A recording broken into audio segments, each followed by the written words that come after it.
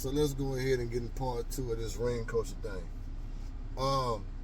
Like I said, nobody wants to hear from LeBron, but that doesn't mean that he's not telling the truth. To be honest, he's one of the perfect people to talk about it because he kind of is a byproduct of this whole phenomenon. Yes, the goal is to win championships, but the ring culture narrative is basically because you had guys like Stephen A. Smith saying that the NBA doesn't matter into the playoffs. We only care about championships.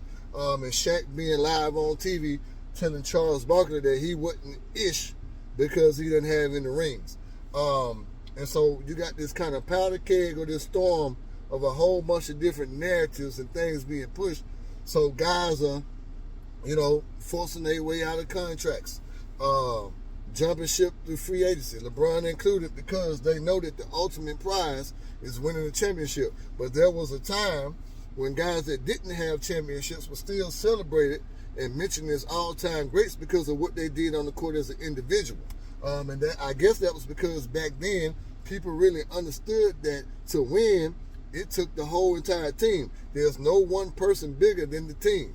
And I think this whole Michael Jordan fandom or whatnot, and people are always talking about Bron sexual this and the third, but you Jordanites have kind of pushed this narrative to make it to where folks only really value championships and the number that you have, while ignoring the fact that Bill Russell has the most. So I don't know, man.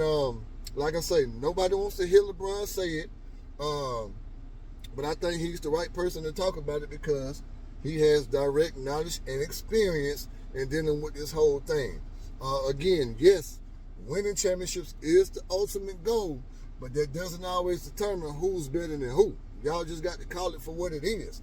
I'll give you an example. People talk about Giannis and, how great he is. He made the top 75 or whatever the case may be. He has, one ring?